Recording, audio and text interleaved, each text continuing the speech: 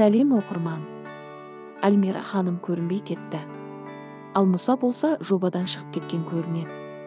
Екеуінің арасында бір түсінбеушілік болған көрінеді. Естеріңізде болса, Мұса мен Альмираның арасында бір сөзге келіспеушілік болған еді.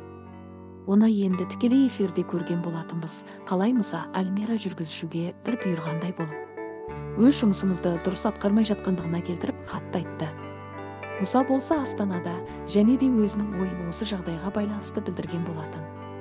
Ал құрметті қолдаушылар, әлі күнге дейін комментарийда стористарыма Мұса келсін деп жазып жатыр екенсіңдер. Шындықты айтады деп жатырсыздар ғой. Аллах разы болсын, жақсы көрем, мың алғыс сендерге. Мұнандай қолдаудан кейін одан да сіздерді жақсы көріп кеттім. Қырғызстан, Өзбекстан, Қарақалпақстан.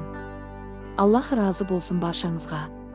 Негізі мен ондай ілтипат күткен жоқпын десек те, әр адамның өзінің ойы бар деген секілді.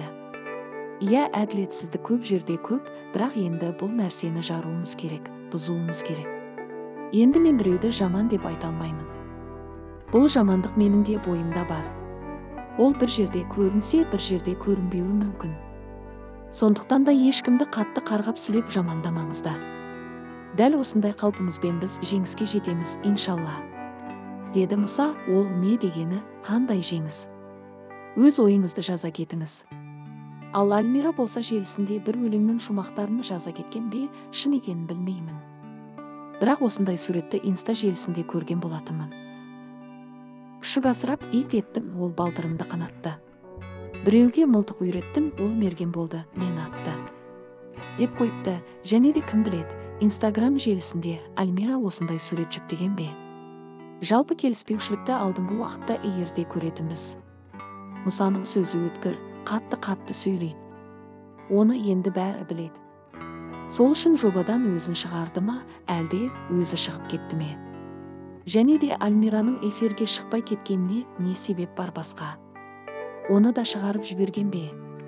Бірақ ол жайлы Альмира ешқай үн қатпады. Көреміз алда не болатынын. Ал көрерменнің пікірін оқып көрейік. Мұса орында айтты, жүргізе алмайсын адамдарды ұрыстырып. Диана ханымдай болу қайда, бәрін ұрыстырып, ана қыздарды орнына қоюдың орнына сөзін сөйлеп соларды қорғап. Қарағым, сен ренжитіндей не болды? Жұмыс жасап жатқанына бір жылда болған жоқ.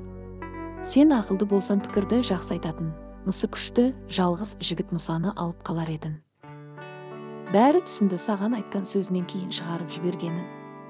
Ал овчаркаларды аф дегізіп солармен ұрысып отыру қашанға дұрыс деп ойлайсың? Үш қызды бірдей шығарып жіберсен, онда айтар едік, о, Альмира молодец. Наконец-то тәртіп орнатты деп. Ал әзірше Мұсанікі 1000% дұрыс. Ал сіз қалай ойлайсыз?